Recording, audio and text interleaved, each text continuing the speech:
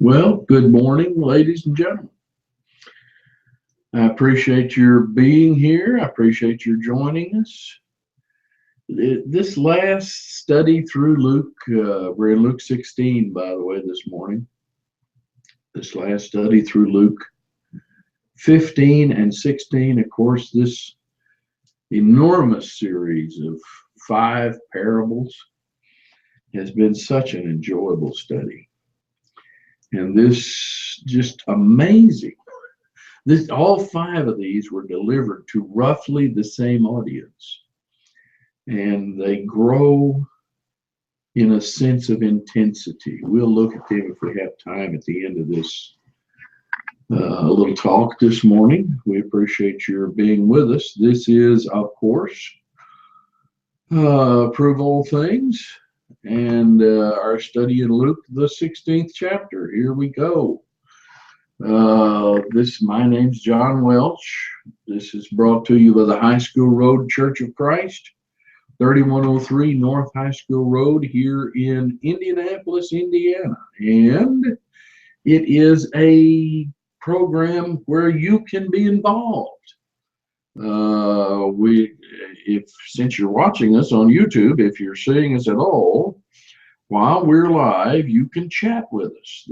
If you'll look at, I'm looking at my iPhone now, which you can't see right now, but looking at my iPhone, and down at the bottom of that iPhone, there is a little button that says live chat. You can punch that and you can get through to us with your questions or your comments. And we would love to have you do just those things. You can also reach us. One of the best ways to get hold of us is to reach us on Facebook. Just like our Prove All Things page on Facebook. And you can also telephone us. If you've got more to say than you can put in a chat, which I don't know how you are, but usually I have more to say than I can stick in a chat.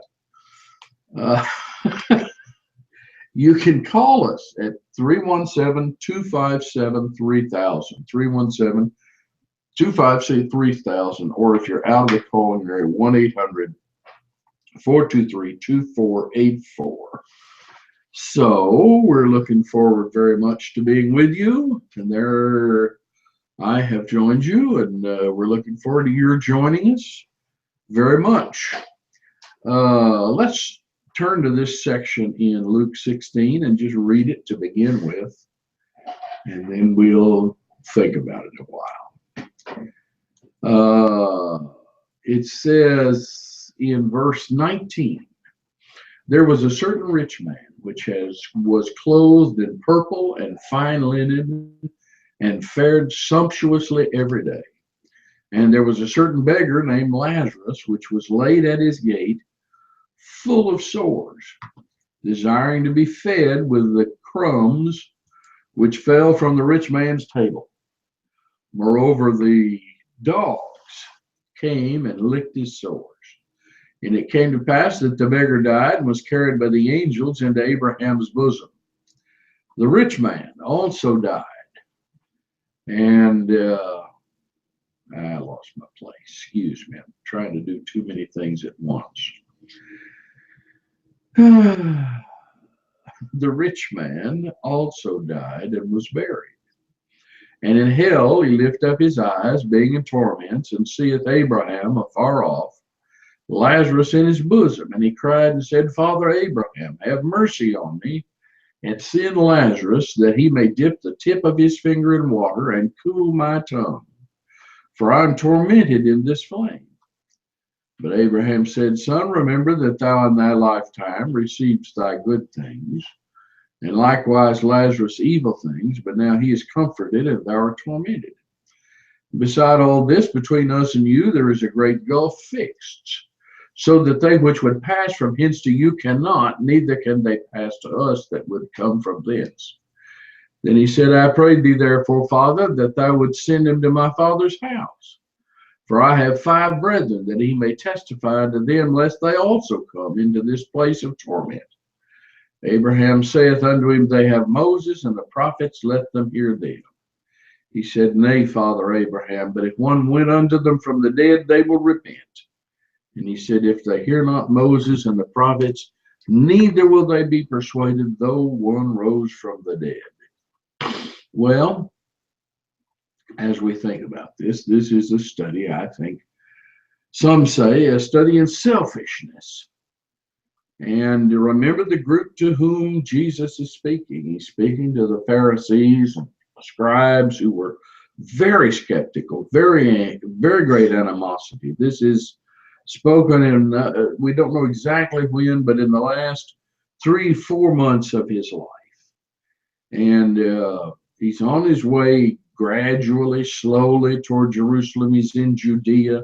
He's given the parable of the lost sheep, the lost coin, the lost boy, and he's given the parable of the unrighteous steward and condemned them for their attitudes about money and so forth, and they've been sneering at him.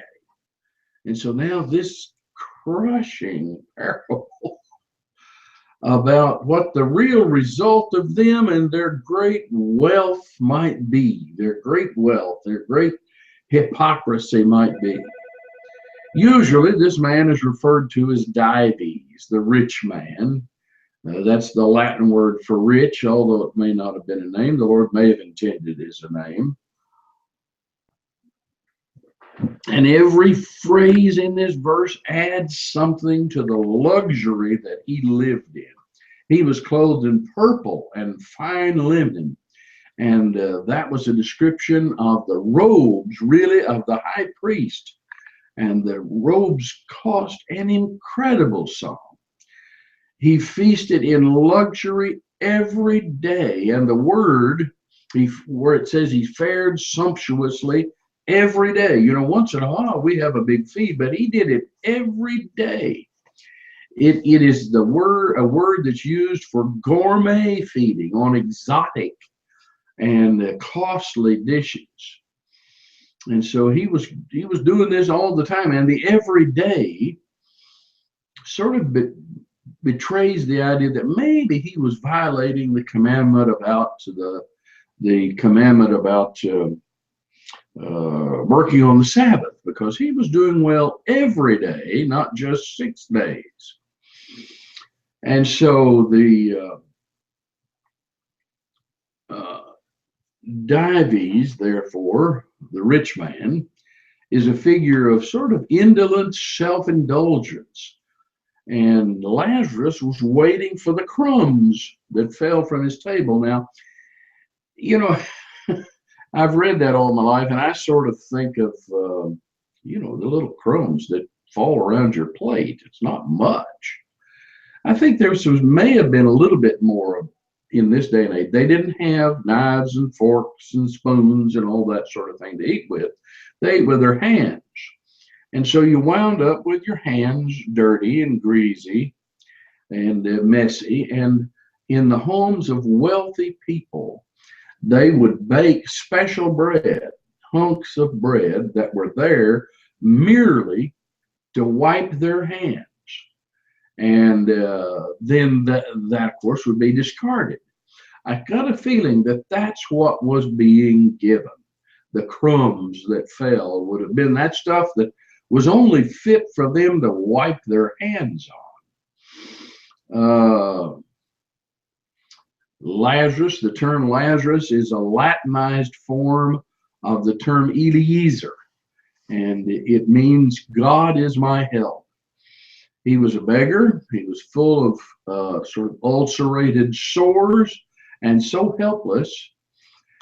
He was so helpless that either he couldn't ward off the street dogs or he took some comfort in them. And a couple of things here. Okay. Dives goes to a place of torment, and the rich man goes to a place of torment. Lazarus is in a place of glory. I want to talk about that. One of these men had a funeral. He was buried. The rich man was buried. There's no mention. He just says there's no mention of what happened to the body of Lazarus. More than likely, it wound up in Jerusalem's city dome. But the text says he was carried to Abraham's bosom. And I want to think about that with you just a minute. Abraham died. This is in Genesis 25, 7 and 8. This is an interesting point. One of the reasons I enjoy this class is I discover new things all the time, and it's such a pleasure to leave the hassle that goes on around here in the spring in my personal life, and just spend a couple hours talking with you and studying. But here's one of the things that I discovered. Look with me, Genesis 25, 7. And these are the days of the years of Abraham's life, which he lived 100 3 score and 15 years. Then Abraham gave up the ghost and died in a good old age, an old man and full of years, and was gathered to his people. I want to think about that just a little bit. What is that talking about? It says he's gathered to his people. Well, may I suggest to you that he was buried, if you remember, in the cave of Machpelah. And none of his ancestors were in the cave of Machpelah. It was new to him. And nobody much had been buried there before, so the phrase gathered to his people does not simply refer to his death and burial. It refers to his existence after death.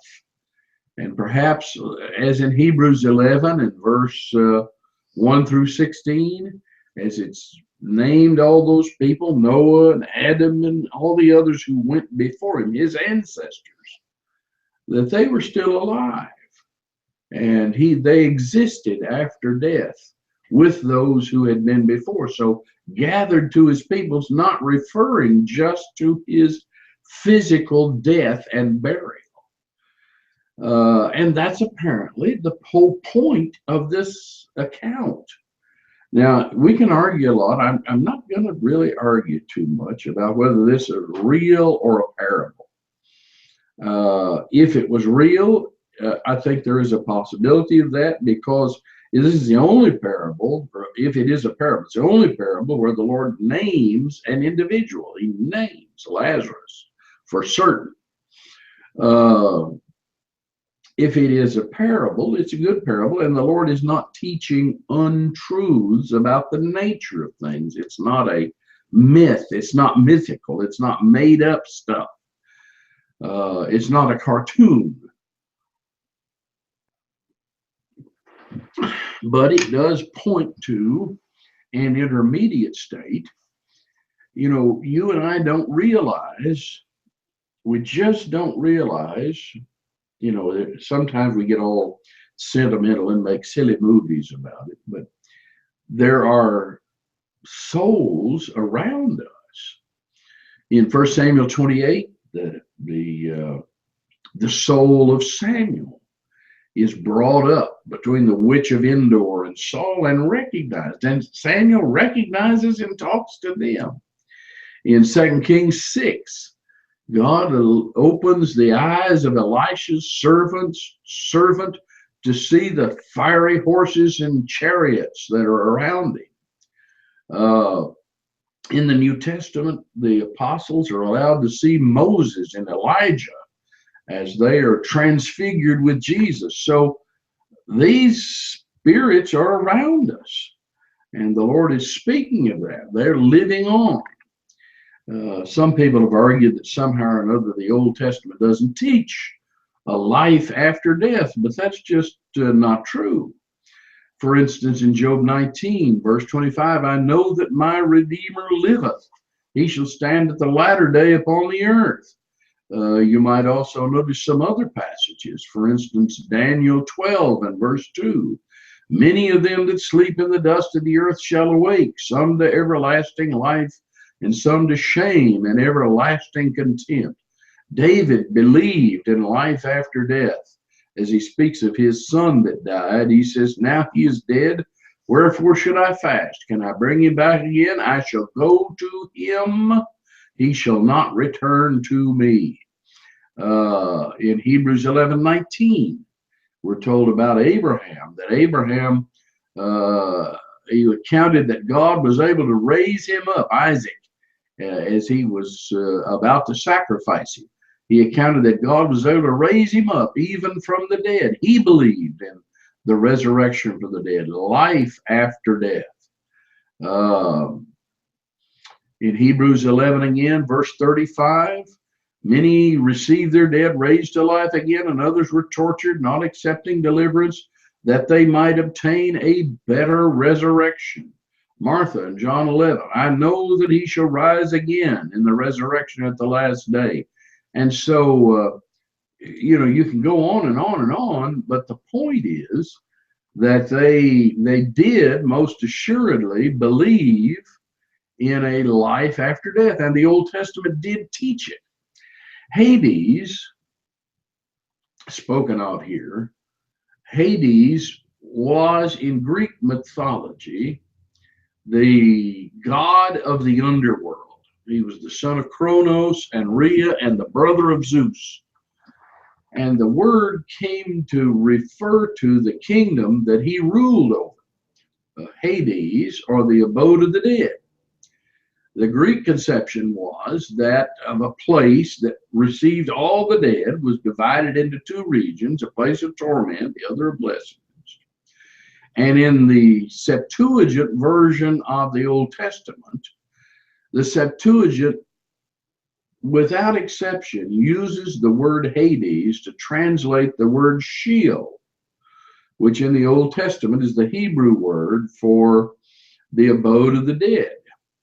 And so even though the word had its origins in Greek mythology, the concept that Jesus and the New Testament teach about the abode of the dead is from the Old Testament revelation. It seems clear from this that there was a consciousness after physical death that is spoken of here. It was not soul sleep, so to say. There was a consciousness. There was rest and blessedness for the believer and torment for the infidel. And so the Old Testament and the New Testament place an emphasis and on these things that you and I need to accept and realize. A lot of people, I got too much to say today. A lot of people criticize this account because of the reference to the flame, that flame consumes, and thus it's somehow or another a logical impossibility for this parable to describe something. The Bible's written, you need to realize, in human language, describing an unseen, misunderstood, or not understood at all, spiritual and supernatural things in natural terms, so that the Lord has to communicate to us in terms of our experience. So he would liken eternal torment into eternal flames. It's possible for God to create a literal, eternal lake of fire and brimstone. Revelation talks about it repeatedly, and create a body for an impenitent spirit that will never be consumed but burn in a flame forever. But the emphasis in this passage seems to be on the anguish and moral suffering of the rich man in Hades. Now, whether it's literally flame or not is relatively unimportant. The word here for torment is sometimes translated toil, and means primarily to rub on the touchstone, to put to the test, to examine by torture. The word translated anguish is translated anguish in the Revised Standard, and tormented in the King James in Luke 16 is translated pain and anguish of the heart in other places. Mary, for instance, uses the word of her anguish when she couldn't find Jesus when he was a boy. Paul's departure from the Ephesian elders brought deep sorrow to his heart, same words being used. And so we know that mental and spiritual anguish is oftentimes more tormenting than any physical torture. And even men without faith in God have been able to endure physical tortures and survives, but without faith in God, mental anxiety or spiritual guilt is devastating. So it was a place, as the Lord adapts this terminology, it was a place of torment in a flame. Now, you and I can understand flame, whether it was literal flame or not, is relatively, it could have been, but it's relatively unimportant to understanding the parable.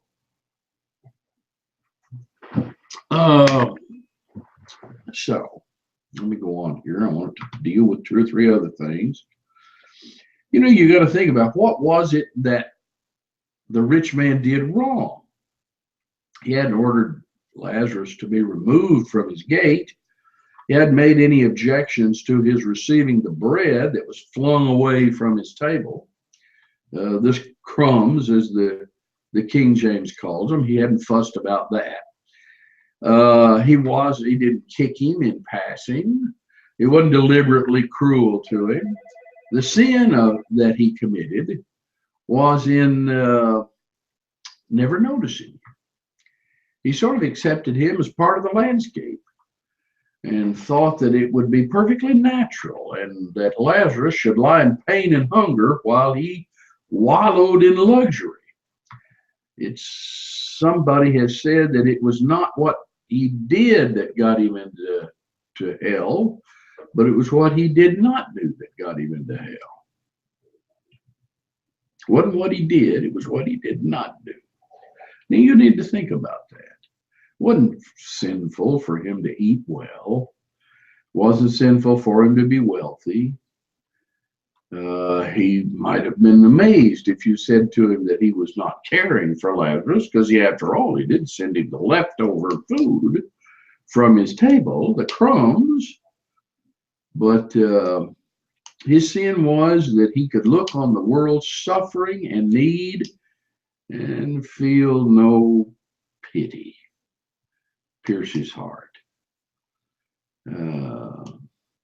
He could look at his fellow man in hunger and pain and do nothing really about it. And so he was the man who never noticed, never paid attention. So let's think just a little bit more about this. There's a number of error. I got to watch my time. Pancho, I assume you're watching. See if anybody's chatting with us. I'm watching. You're watching. Good. We made it on today, and we're actually using the cameras we're supposed to. So I sort of know where to watch, and where to see you, and we're in good shape. This account, incidentally, teaches us several things. One of them is that there's no such thing as a second chance. There's no such thing as purgatory, or as the Catholics sometimes refer to it as a second probation. Jesus teaches that as we die, we pass on to a lost eternity. No second chances. He says, between us and you, there is a great gulf fixed. And so we can't go back and forth. You can't come here, we can't go there. A lot of other people teach the notion of soul sleep. The Jehovah's Witnesses, especially, and others, I don't want to pick on them, teach soul sleep, that we just become unconscious somehow or other when we die, and then later on the Lord resurrects us and wakes us up. But this account denies the idea of soul sleep. The same soul that was alive and conscious here on the earth in this account was alive and conscious after death. So that the essential characteristic of the spirit is life. There was no non-living or unconscious spirit. So that death is not extinction, it is separation. Physical death is the separation of the spirit from the body. And spiritual death is separation of the spirit from God. Uh, Now, there are some passages that'll talk about how, talk about people who are dead as sleeping. But those simply describe the person only as he appears from the human viewpoint, which is limited to just seeing the visible, physical manifestations of life.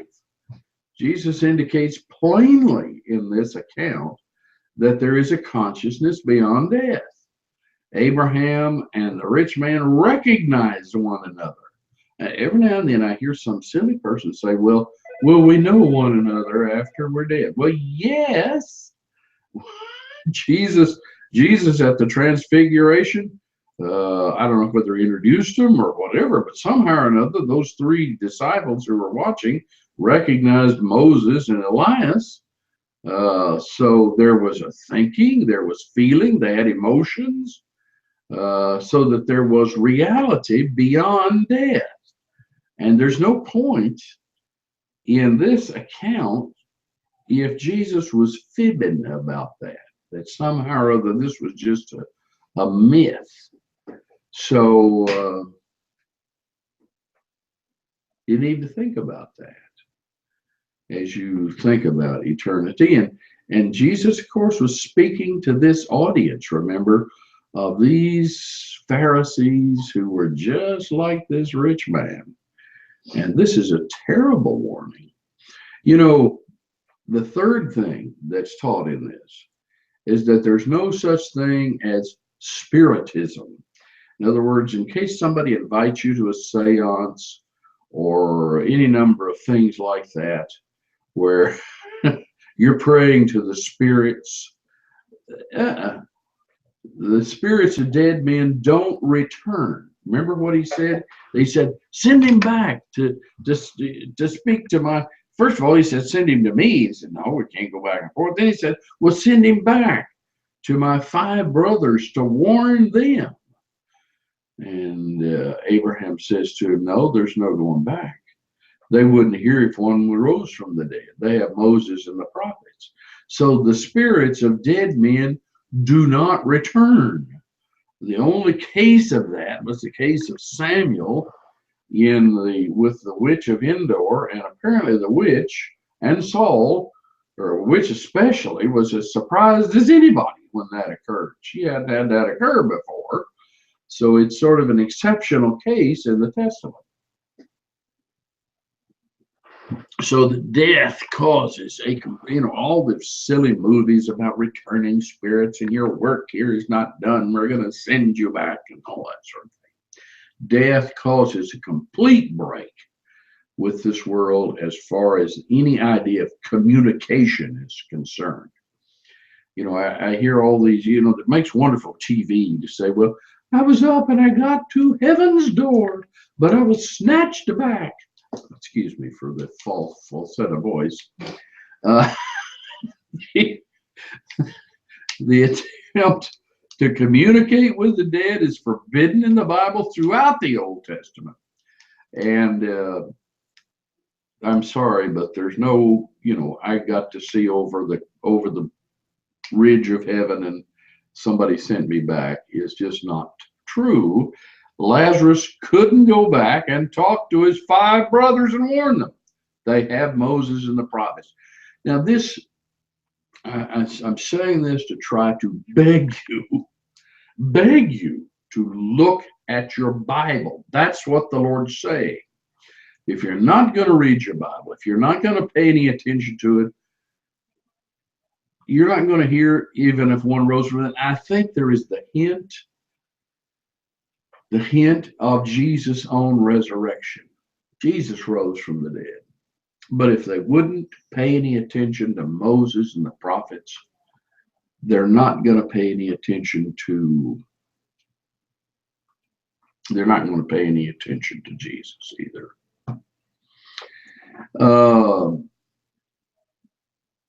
So we've seen several things, 4 things anyway, I want to mention. The rich man was conscious, okay? He's able to recognize Abraham and Lazarus. He was in torment and anguish. And he was able to remember his own life and the life of his 5 brothers.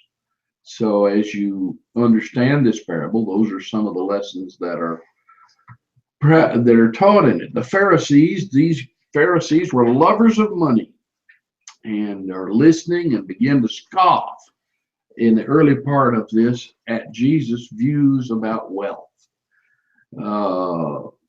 And so they're proud of their claim to be keeping the law of Moses. But Jesus has indicted them.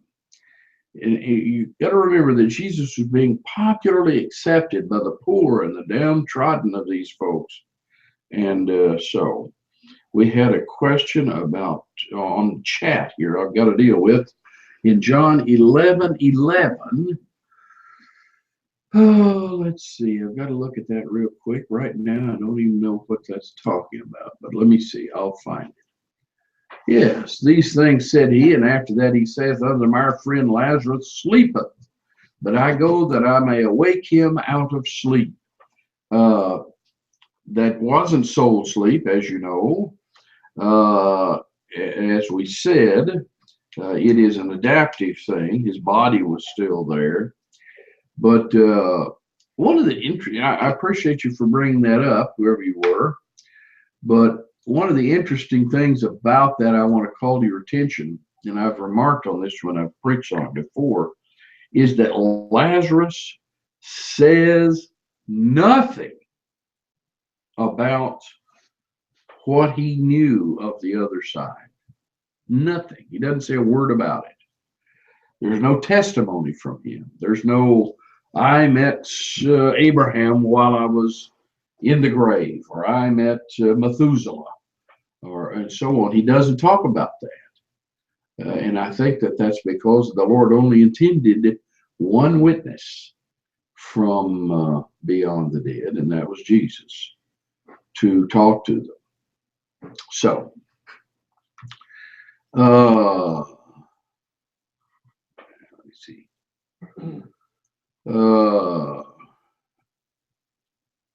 I want to cover one or two other things with you.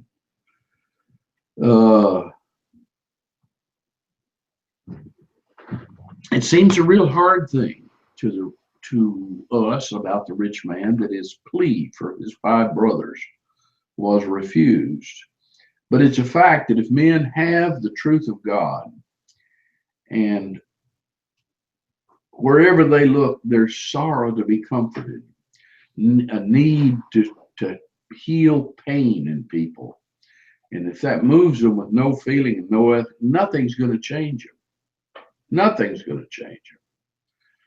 It's a terrible warning that the sin of the rich man was not that he did wrong things, but he did nothing. Do you suppose that could be one of the problems of our society today? Yes, we live in a sinful society. And yes, there's a lot of overt sin around us. But perhaps the biggest mistake we make is that we do nothing. It's been good to be with you. We're going to be meeting tomorrow night at the High School Road Church of Christ, 3103 North High School Road. We're going to be studying in the book of Acts, and we'll be back again with you, Lord willing, on Thursday morning, studying again here in what? Tonight. Oh, yes. Thank you, Pancho. We'll be back again Thursday morning, studying with you at 10 o'clock here in Luke. And tonight, we're going to be on Prove All Things. Our question and answer program will be here at 7 o'clock. And we hope you'll join us. It's been good to be with you today. It was a good study. I enjoyed it. I hope you did too. Good day to